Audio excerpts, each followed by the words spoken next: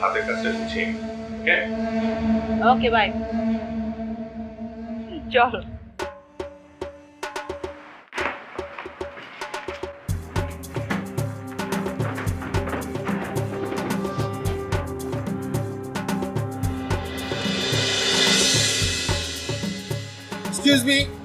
Excuse me বিসমিরা, আপনি দদুল স্যারের কাছে কেন এসেছিলেন?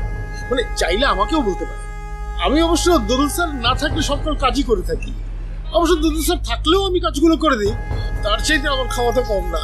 আমার এই কোম্পানির মালিক আমার বাবা। আপনার কি কাজ বলুন, আমি নিমিশেই করে দিচ্ছি, কোনো দুদুলকে লাগবে না। না না, আমি আসলে কোনো অফিসিয়াল কাজে দদুলের কাছে আসিনি। ইট ওয়াজ পার্সোনাল। আপনার যদি খুব প্রয়োজন হয় তাহলে আমি আপনাকে একটা উপায় বলতে পারি। তাতে করে স্যারের সাথে আপনার দেখা হবে এই ব্যাপারে নিশ্চিত। কি উপায়? স্যার যেহেতু নেই, একটু অপেক্ষা করুন, স্যার চলে আসবে। হয় এদিক থেকে আসবে, তা নইলে এদিক থেকে।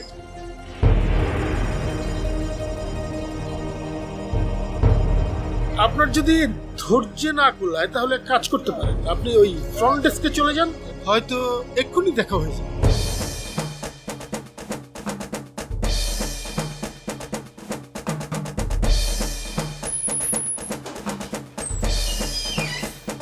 হ্যাঁ সীমানা, আমি আসছি। আচ্ছা, এক্ষুনি আসছি আমি। মীরা, তুমি?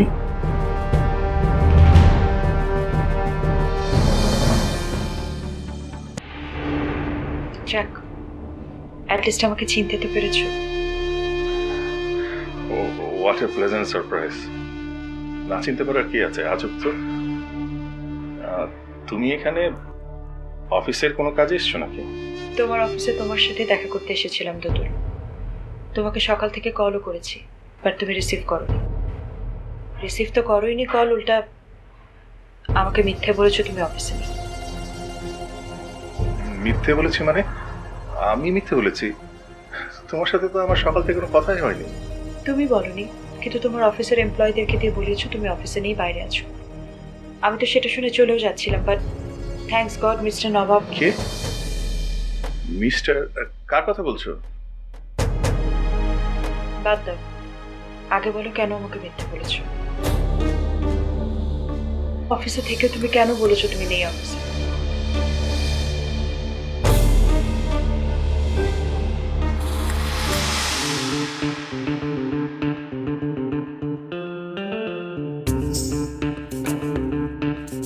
দেখেছিস এখন অফিস থেকে নামি।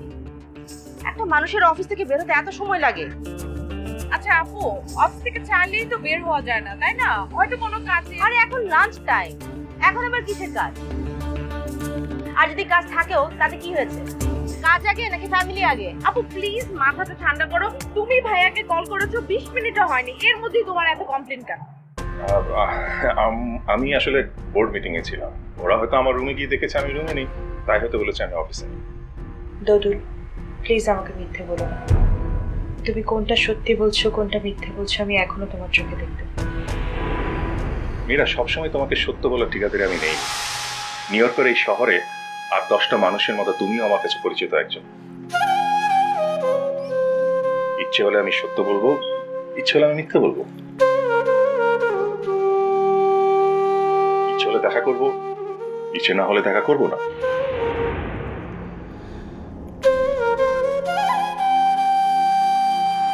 তুমি সবসময় আমার উপরে এমন রাগ দেখাও কেন দদুল? আমি তোমাকে ছেড়ে চলে এসেছিলাম না তুমি আমাকে ছেড়ে চলে এসেছো? আর আমি সবকিছু ছেড়ে ছুড়ে তোমার টানে এখানে চলে এসেছি, সেই তুমি আমার সাথে। ওয়েট ওয়েট ওয়েট মীরা, তুমি আমার জন্য এদেশে আসোনি। তুমি এসেছো এখানে আমাকে দেখিয়ে দিতে, প্রতিশোধ নিতে। ও তাই তুমি এসব করছো আমার সাথে রিভেঞ্জ নেওয়ার জন্য? মীরা, তোমার সাথে আমার কোনো সম্পর্ক নেই, না বন্ধুত্বের না শত্রুতা।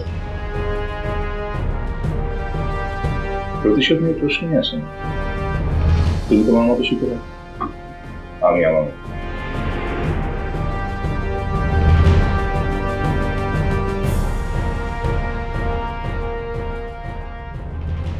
কি কথা বলিস এসব? একজন মানুষ অপরাধ করবে আর আমি অভিযোগ করতে পারবো না? হয়েছে তোমার আর কমপ্লিট করতে হবে না, ওই যে ডাক্তার চলে আসছে, এই যে। সরি সুইটহার্ট, একটু দেরি হয়ে গেল। দেখেছিস, অপরাধী কিন্তু নিজে এসে স্বীকার করলো সে অপরাধ করেছে। আর তুই তার ওকালতি করছিলি না? ইভানা কি করলো আবার? তোমার আদরের শালিকা এতক্ষণ ধরে তোমার গুণগান করছিল। তোমার নাকি কোনো দেরি হয়, আমি নাকি তোমার দেরি দেখে শুধু শুধু অভিযোগ করছি, মাথা গরম করছি। আসলেই তো, আমার তো দেরি হয়নি, আমি সরি বললাম, জাস্ট এটা কার্টেসি, তাই না? আফটার অল আমি ভদ্রঘরের সন্তান। বাহ বাবা বাবা, উকিলকে সামনে পেয়ে সাথে সাথে স্টেটমেন্ট চেঞ্জ, না? দাঁড়াও, বাসায় গিয়ে নাও, দেখাচ্ছি আমি। আরে বাবা, ইভানা আমার উকিল হয়েছে তো কি হয়েছে, আমার জাস্ট তো তুমি। হ্যাঁ, তুমি তো সব ডিসিশন দিবে। তুমি যদি বলো আমি অপরাধী, তাহলে আমি অপরাধী। প্লিজ বাবা, তুমি শুধু শুধু মাথা গরম করো না, আমি মাপ চাই। আচ্ছা আপু ভাইয়া, আমার একটা ড্রেস লাগবেই, তোমাদের কিছু লাগবে কিনা সেটা বলো। হ্যাঁ ড্রিঙ্কস তুমি কোথায় আনতে যাবে? এটা তো অনেক দূরে, আমি যাচ্ছি। ভাইয়া, এটা তেমন কোনো দূরে না যে আমি হারিয়ে যাবো, আমি আনতে পারবো। কি লাগবে তোমাদের সেটা বলো। তুই আমার জন্য একটু পানি নিয়ে আয়। ওকে ভাইয়া। No thanks, nothing, thank you. বাবা,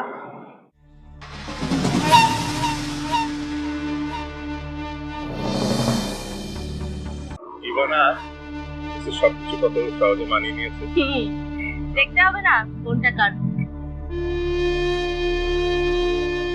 আমি কিন্তু প্রথম অনেক টেনশনে ছিলাম যে সবকিছু নিয়ে এসে অ্যাডজাস্ট করতে পারবে কিনা। কেন পারবে না? এত সুন্দর একটা দেশ, এত সুন্দর পরিবেশ, সুন্দর সুন্দর মানুষ, কেন অ্যাডজাস্ট করতে পারবে না তুমি বলো? আমার কাছে তো মনে হয়